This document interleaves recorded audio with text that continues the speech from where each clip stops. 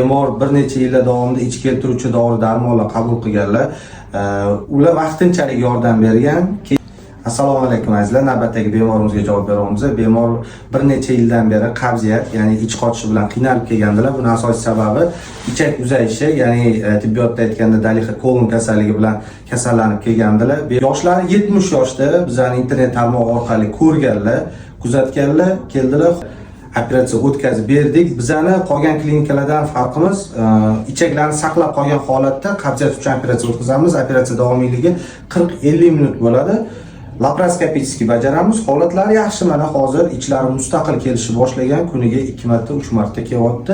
O'zlari qisqacha aytib beradilar, operatsiyadan qo'rqish kerakmi yo'qmi? Chunki bular qo'rqib boshqa klinikalarga ketib qolgan ekanlar. Hozir ahvollarini ozroq aytib beradilar. Qanaqa ahvolingiz? Assalomu alaykum. Doktorjonlar, sog' salomatgina bo'linglar. Omadlaringizni bersin. Mana shu darddan forig' qildingizlar. Sog'lomgina qilib uyimga jo'natdilar. Rahmat.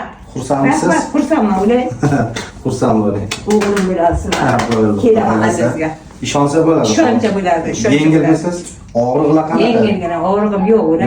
Yo'q, xursandsiz. Sog' salomatgina. Rahmat hammaga.